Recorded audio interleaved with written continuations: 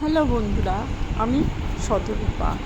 আজ আমি তোমাদের সাথে লোটে মাছের একটা রেসিপি শেয়ার করব। তার জন্য লাগবে লোটে মাছ, বেগুন, আদা, রসুন, কাঁচা লঙ্কা, টমেটো দিয়ে বানাবো। এবারে প্রথমে আমি লোটে মাছটাকে কেটে ভালোভাবে ধুয়ে নিয়েছি। এবারে মাছটাকে লবণ, হলুদ, লঙ্কা গুঁড়ো, সর্ষের তেল আর পাতিলেবুর রস, মাছের যে একটা ব্যাড স্মেল থাকে, এই পাতিলেবুর রসটা দিলে এই স্মেলটা চলে যাবে। দিয়ে মাছটাকে একটু ম্যারিনেট করে আমি রেখে দেব। আর মিক্সিতে আমি রসুন, আদা আর কাঁচা লঙ্কা দিয়ে একটা পেস্ট বানিয়ে নেব। আর আমি মাছে তো বেগুন দেবো বলেছিলাম, তার জন্য আমি অল্প একটু বেগুন কেটে নিয়েছি।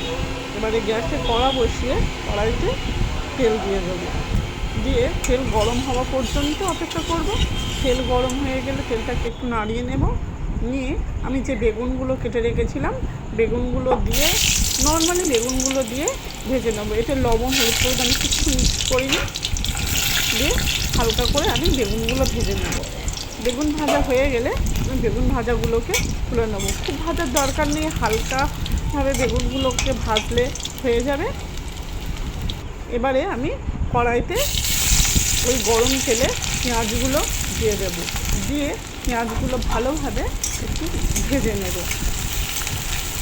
পেঁয়াজ ভাজা হয়ে গেলে আমি যে আদা, রসুন আর কাঁচা লঙ্কার যে পেস্টটা বানিয়ে রেখেছিলাম, সেই পেস্টটা দিয়ে দেব।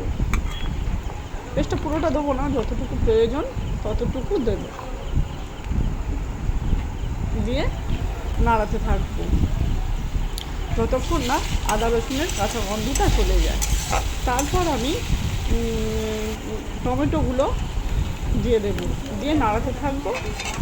নাড়াতে নাড়াতে যখন দেখবো যে তেল ছাড়তে শুরু করেছে, তখন আমি যে ম্যারিনেট করা মাছটা ছিল সেটা দিয়ে দেবো। দেখো আমার তেল ছাড়তে শুরু করেছে, মানে আমার মশলাগুলো হয়ে গেছে। এবারে ওই ম্যারিনেট করা মাছটা আমি দিয়ে দেবো। আর এখানে আমি এক্সট্রা লবণ, হলুদ, লঙ্কা গুঁড়ো কিছুই দেবো না।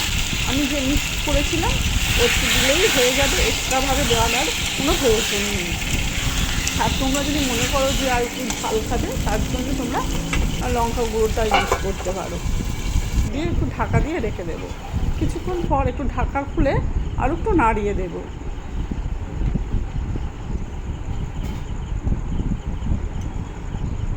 দিয়ে আবার ঢাকা দিয়ে রেখে দেবো। দিলে মাছ থেকে যে জল বেরিয়ে এবারে আমি ভেজে রাখা বেগুনগুলো দিয়ে দেবো। দিয়ে আবার একটু নাড়িয়ে নিয়ে ঢাকা দিয়ে রেখে দেবো।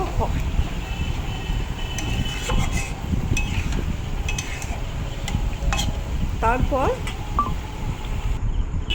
দেখুন আমি সেটা ঢাকা দিয়ে রেখে দিয়েছিলাম। তারপরে এই মাছগুলো হয়ে এসেছে। ঢাকা খুলে আমি এবারে তুলে গরম ভাতের সাথে পরিবেশন করব। হ্যাঁ, নামানোর আগে একটু ধনেপাতা দেবো। ধনেপাতাটা অপশনাল, তোমরা চাইলে দিতে পারো, না চাইলে না দিতে পারো। তবে ধনেপাতাটা দিলে টেস্টটা একটু বেশি ভালো লাগে। আমার এই রেসিপিটা যদি তোমাদের ভালো লাগে, আমাকে তাহলে একটু ভালোবাসা দিও। আর সবাই ভালো থেকো। দেখা হবে নেক্সট ভিডিওতে।